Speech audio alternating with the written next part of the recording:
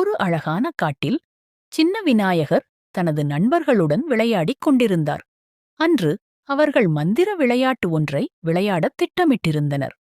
விநாயகரின் நண்பர்களான மூஷிகன், சின்ன எலி, கரடிக்குட்டி மற்றும் மந்திரப் பறவை அனைவரும் உற்சாகத்துடன் கூடியிருந்தனர். நான் ஒரு மந்திரத்தைச் சொல்லி உங்களில் ஒருவரை மறைய வைக்க முடியும் என்று மந்திரப் பறவை கூறியது.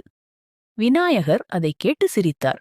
என்னால் மட்டும் முடியாதா என்று கேலியாக கேட்டார். விளையாட்டு தொடங்கியது.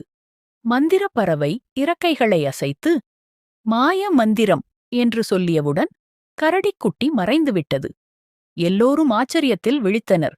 பிறகு மூஷிகன் கேலியாக, விநாயகர், உன்னால் முடியுமா என்று கேட்டது. விநாயகர் தனது சின்ன துதிக்கையை உயர்த்தி ஓம் கணபதையே நம என்று மந்திரம் சொன்னார். உடனே அவரும் மறைந்துவிட்டார். நண்பர்கள் வியந்து போனார்கள். ஆனால் சிறிது நேரத்தில் விநாயகர் தோன்றி, மந்திரம் விளையாட்டுக்கு மட்டும்தான், உண்மையான சக்தி அன்பில்தான் இருக்கிறது என்று சிரித்துக்கொண்டே சொன்னார். நண்பர்கள் அனைவரும் மகிழ்ச்சியுடன் சேர்ந்து விளையாடினர்.